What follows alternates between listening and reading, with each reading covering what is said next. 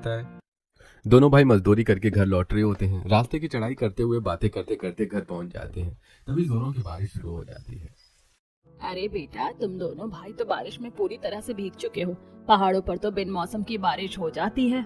माँ, क्या कर सकते हैं, हम तो वैसे भी पहाड़ों पर रहते हैं और हमारे पास इतने पैसे भी नहीं है कि हम सामान्य लोगों की तरह नीचे किराए पर मकान लेकर रहने लगे। सब लोग आपस में बातें कर रहे होते हैं। तभी राजन बारिश में भीगता हुआ घर आता है। हे भगवान, आज तो बारिश के मारे मेरा पूरा शरीर ठंड से कांप रहा है। कितनी मुश्किलों से कुछ ही चाय की पत्तियां घर घर जाकर बेच कर आया हूँ। तब जाकर थोड़ा मुनाफा हुआ है। पहाड़ों पर रहने की वजह से दोनों बड़े भाई मजदूरी का काम करते हैं। वहीं राजन पहाड़ों के खेतों में चाय की पत्ती उगाता है और उसी को बेचता है। चलिए, खाना मैंने बना दिया है, आप सब लोग बैठकर खाना खा लीजिए। दीदी, आप भी बैठ जाइए, आप भी तो दिन भर से हमारे साथ ही लगी रहती हैं। मैं और नेहा खाना लगा देंगे। सब लोग खाना खाने के लिए बैठ जाते हैं। नेहा और रितु सबको खाना परोसने लगती है। खाना देखकर लड्डू, मम्मी मुझे नहीं खाना ये दाल चावल। आप रोज रोज दाल चावल बनाते हैं। आप कुछ तो घर में अच्छा बनाया करो। एक तो बाहर का मौसम कितना अच्छा होता है और आप रसोई में कुछ चटपटा क्यों नहीं बनाती हो? बेटा, अभी तो तुम दाल चावल खा लो। जैसे ही तुम्हारे पापा का काम अच्छा चलेगा, मैं तुम्हारे लिए रसोई में चटपटा खाना जरूर बनाऊंगी। मैं कितना बेबस हूँ, अपने छोटे से बच्चे की ख्वाहिश भी पूरी नहीं कर पा रहा हूँ। भैया, हम तीनों भाई दिन रात मेहनत कर रहे हैं, लेकिन हमसे तो ठेकेदार का कर्ज ही नहीं उतर पा रहा है। मुझे तो डर है कि कहीं वो हमारा घर ही खाली न करवा दे। मैं भी बहुत टेंशन में रहती हूँ इस बात से बेटा। अब तो तंग आ चुकी हूँ। आते जाते सब लोग कहते हैं कि तुम्हारा पति तो ठेकेदार के 50,000 रुपए खाकर मर गया। ठेकेदार तो हाथ धोकर हमारे पीछे पड़ा हुआ है। माँ, मैं भी दिन रात पूरी कोशिश कर रहा हूँ कि मुझे कोई अच्छी सी नौकरी मिल जाए। आखिर कब तक हम ऐसे ही मजदूरी करते रहेंगे? न घर का खर्च ठीक से चल पाता है और न ही ठेकेदार के पैसे जमा हो पा रहे हैं। न जाने 50,000 रुपए कैसे दिए जाएंगे।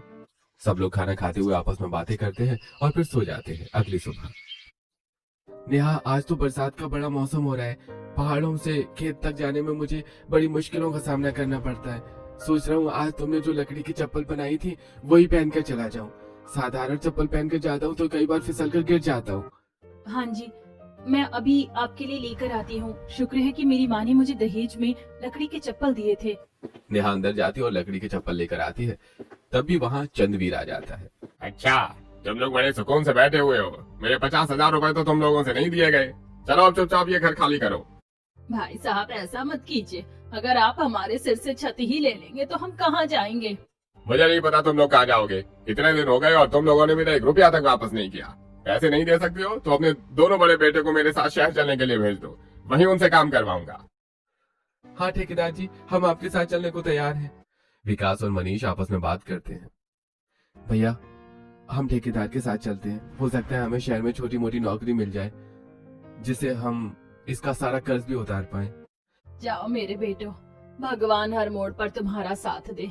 तुम दोनों भाई खूब मेहनत करो और ठेकेदार का सारा कर्ज उतार दो। चंद्रवीर मन ही मन सोचता है।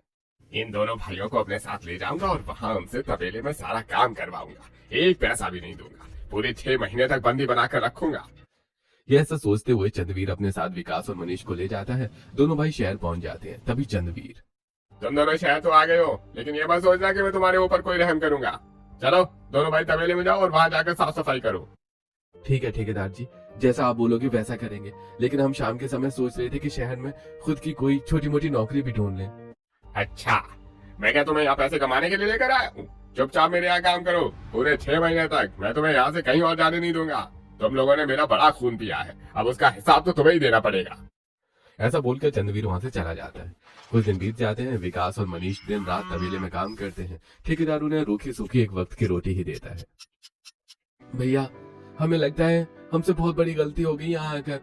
यहाँ तो हम दोनों भाई बंदी बन कर रह गए हैं। न जाने हमारा परिवार वहाँ कैसे रह रहा होगा। काश एक बार फोन पर बात कर लेते। भाई, मेरा भी माँ से बात करने का बहुत मन है। न जाने वहाँ के हालात कैसे होंगे। तभी मनीष की नजर ठेकेदार की कुर्सी पर रखे फोन पर जाती है। वो चुपके से फोन उठाता है और रितु को कॉल करता है। हेलो जी, आप कहाँ हो? इतने दिन हो गए, आपने फोन पर बात भी नहीं की। हम ठेकेदार जी को फोन करते हैं लेकिन वो कभी फोन नहीं उठाते। रितु, हम लोग यहाँ फंस चुके हैं। इसने हमें बंदी बना लिया है, ना हमें ढंग से खाने देता है ना सोने देता है। कहता है जब तक तुम्हारे घर वाले पूरे 50,000 रुपए नहीं देंगे तब तक तुम दोनों को ऐसे ही पूरे 6 महीने बंदी बना कर रखूंगा। तभी पीछे से चंद्रवीर आ जाता है, वो फोन छीन लेता है और दोनों भाइयों को मारने लगता है। अच्छा, अब तुम्हें भी सब पता चल गया है। तुम्हारे पास पूरे 6 महीने हैं, या तो मेरे पास पैसे वापस कर दो, नहीं तो मैं इन्हें ऐसे ही हमेशा बंदी बनाकर रखूंगा। नहीं नहीं ठेकेदार जी, ऐसा मत कीजिए। तभी पीछे से प्रीति आ जाती है। प्रीति रितु के हाथ से फोन ले लेती है और ठेकेदार से बात करने लगती है। बराबर में खड़ी रितु रो रही होती है। तभी प्रीति, ठेकेदार जी, हम आपकी पाई पाई का हिसाब पूरा करेंगे, बस हमें 6 महीने का समय दे दीजिए। इतना कहकर प्रीति फोन रख देती है।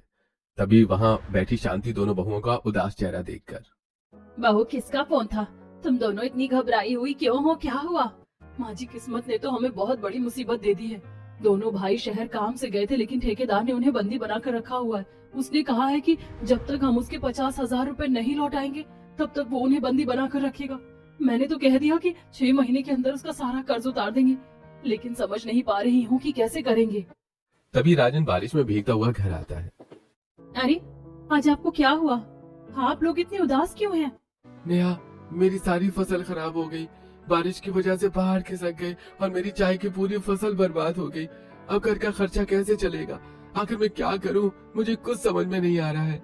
हे भगवान, एक मुसीबत कम थी क्या जो तूने हमारे ऊपर मुसीबतों का पहाड़ ही गिरा दिया? दोनों बड़े बेटे बंदी बन गए और छोटे बेटे का काम भी चला गया। अब हम क्या करेंगे? घर का गुजारा कैसे चलेगा? माँ जी, आप इतनी टेंशन मत लीजिए, जो होगा अच्छे के लिए ही होगा। हमें कोई ना कोई रास्ता तो निकालना ही होगा। दीदी, आज घर में जलाने के लिए लकड़ियाँ भी नहीं है, चलिए लकड़ियाँ लेने चलते हैं, वरना शाम का खाना भी नहीं बन पाएगा और घर में चूल्हा तक नहीं जलेगा। तीनों बहुएं पहाड़ पर लकड़ियां लेने के लिए चढ़ रही होती हैं। तभी जोरों की बारिश शुरू हो जाती है। दीदी जल्दी चलिए, जितनी भी लकड़ियाँ हमारे पास है उन्हें लेकर चलते हैं, वरना बारिश में ये भी भीग जाएंगी। जैसी नेहा लकड़ियों का गट्ठर अपने सिर पर उठाती है, उसका पैर फिसल जाता है और वो जोर से गिर जाती है। हे भगवान, पहाड़ पर रहना कितना मुश्किल है, मुझसे तो उठा भी नहीं जा रहा। प्रीति और रितु मिलकर नेहा को उठाती है और आगे चलने लगती हैं। तभी बारिश में केले की छाल के नीचे खड़ा एक चाट वाला आवाज लगाता है, चाट ले लो, चाट, चाट ले लो, चाट। भैया आज तो बढ़िया सी चटपटी चाट लगा दो। वैसे तो मैं तुम्हारी चाट रोज खाता हूँ, लेकिन अब तो मेरा पेट भी खराब होने लगता है। क्या करूँ, बारिश के मौसम में कुछ चटपटा खाने का मन करता है। अरे यार, मेरा भी चाट खाने का कितना मन कर रहा है, लेकिन हमारे पास तो पैसे ही नहीं है। दीदी चलिए ना, एक बार चाट वाले से बात करके देखते हैं, वैसे भी वो हमेशा यहीं खड़ा रहता है। तीनों बहुएं चाट वाले के पास जाती हैं। हाँ आइए बहन जी, आज कैसे आना हुआ?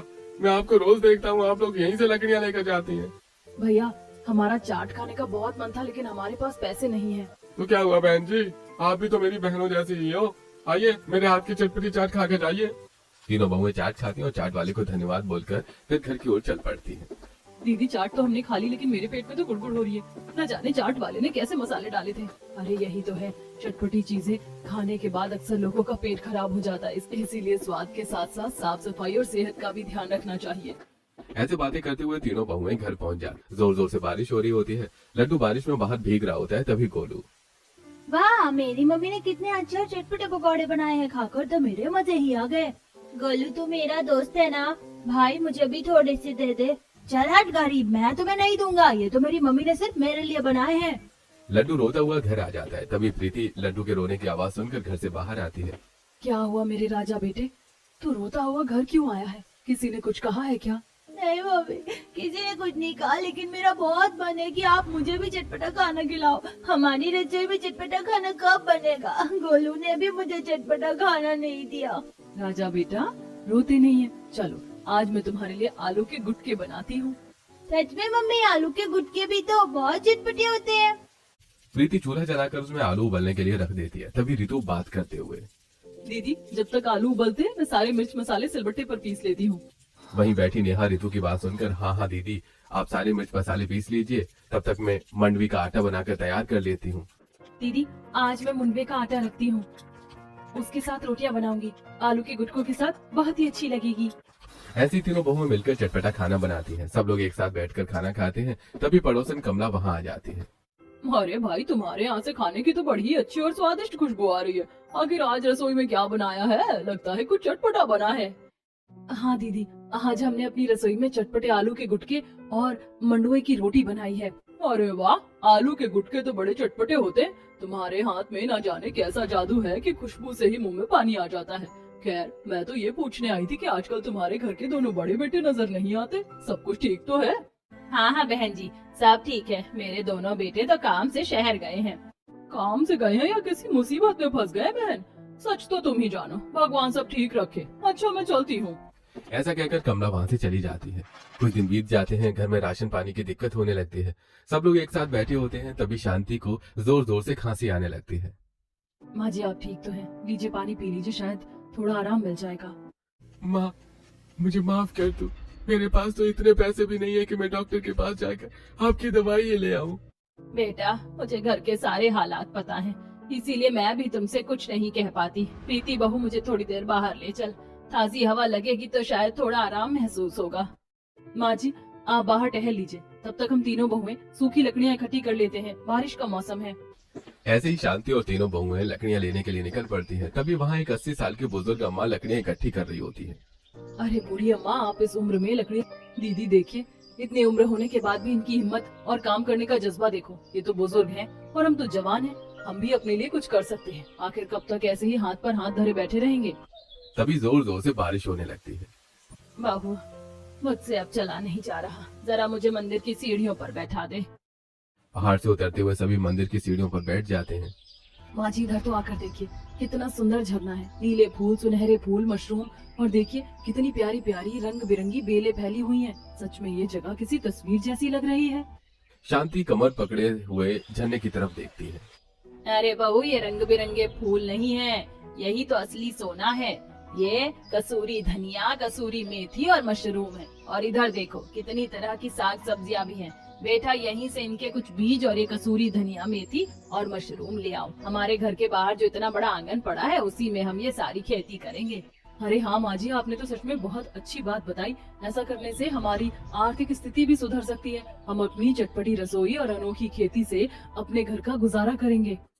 आपको क्या लगता है, क्या सास बहू अपनी चटपटी रसोई और अनोखी खेती में कामयाब होंगी और अपने घर के हालात ठीक कर पाएंगी? जानने के लिए वीडियो को आखिरी तक जरूर देखिए। इसके बाद तीनों बहुएं मशरूम के बीज, कस्तूरी मेथी, कस्तूरी धनिया, राई, पालक और तरह तरह की सब्जियों के बीज इकट्ठा कर रही होती हैं। तभी एक सांप आता है और नेहा के हाथ पर काट लेता है। हाय, मैं तो मर गई। मुझे सांप ने काट लिया। मुझे बचाओ, बचाओ। बहू, तुम घबराओ मत। मेरे पास घर पर जड़ी बूटियाँ रखी हुई हैं, लेकिन घर जाने में बहुत समय लग जाएगा। तुम रुको, मैं अभी यहीं से जड़ी बूटियाँ लाती हूँ। तब तक प्रीति अपनी साड़ी का पल्लू फाड़कर नेहा के हाथ पर कसकर बांध देती है। शांति झरने के पास से जड़ी बूटियां इकट्ठी करती है, उन्हें हाथों से मसलकर नेहा के हाथ पर लगा देती है। धीरे धीरे जहर का असर कम होने लगता है और कुछ देर बाद नेहा को होश आ जाता है। अरे वाह माँ जी, हमें तो पता ही नहीं था कि आपको जड़ी बूटियों का इतना ज्ञान है। सच में आपकी जड़ी बूटियाँ तो बहुत ही असरदार हैं। नेहा बिल्कुल ठीक हो गई। मेरे मन में तो डर था कि कहीं कुछ अनहोनी ना हो जाए। माँ जी, आपने तो कमाल कर दिया, वरना मुझे तो लगा था कि आज मेरा नाम राम नाम सत्य हो जाएगा। नेहा की बात सुनकर शांति मनी मन मुस्कुराती है और चेहरे पर हल्का गुस्सा लेकर कहती है, मेरे दोनों बेटे पहले ही ठेकेदार के आमदे हैं और अब तो ऐसी बातें मत कर, मेरा तो जी जलता है। बहू, मुझे आयुर्वेदिक जड़ी बूटियों की अच्छी जानकारी है। मेरे दादा परदादा भी यही काम किया करते थे। अच्छा माँ जी, फिर तो और भी अच्छी बात है। हम तीनों मिलकर ऑर्गेनिक खेती करेंगे और आप जड़ी बूटियों का काम संभालिए। इससे घर का खर्च भी अच्छे से चलेगा। बहू, ये तो बहुत अच्छा विचार है। हमें अपने दोनों बड़े बेटों को भी ठेकेदार के चंगुल से छुड़वाना है। अब हम पहाड़ों पर चटपटी रसोई के साथ अनोखी खेती भी करेंगे। माँ जी, अब वक्त आ गया है कि हम खुद कुछ करके दिखाएं। ऐसे ही तीनों बहुएं और शांति पहाड़ पर एक दूसरे का हाथ पकड़कर बातें करते हुए घर लौट आती हैं। ऐसे कुछ दिन बीत जाते हैं, फिर तीनों सासें बारिश की वजह से खराब हुई सीढ़ी नुमा पहाड़ों की खेती को देखने के लिए वहां पहुंचती हैं। वहां पहुंचकर वो खुद ही मिट्टी की खुदाई शुरू कर देती हैं और धीरे धीरे दोबारा बीज बोने लगती हैं। तभी वहां राजन, तुम लोग ये किस किस चीज के बीज लेकर आई हो? इनका क्या करोगी? यहाँ पर खेती करना तो बहुत मुश्किल है, तुम लोग पानी कहाँ से लेकर आओगी? राजन की बात सुनकर तीनों बहू कहती हैं, आप चिंता मत कीजिए, हमने पानी के बारे में भी सोच लिया है। हमारे पहाड़ के पीछे जो बड़ी झील है, वहां से पाइप जोड़कर हम अपनी खेतों की सिंचाई किया करेंगे। देवर जी, बस आप देखते जाइए, अब हम पहाड़ों पर सीढ़ी नुमा खेतों में अनोखी खेती कैसे करते हैं।